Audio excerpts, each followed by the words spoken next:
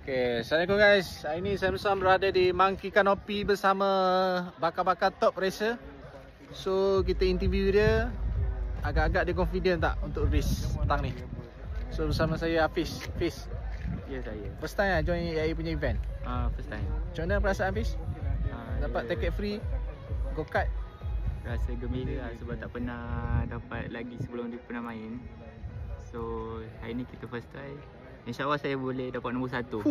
Confident nombor 1. Confident first. Confident dulu Confident dulu. Okay, macam mana dia punya suasana AI punya event tu? Maksudnya kat sini kalau kita perform, apa reward yang you dapat ni, macam mana you rasa AI punya rewards?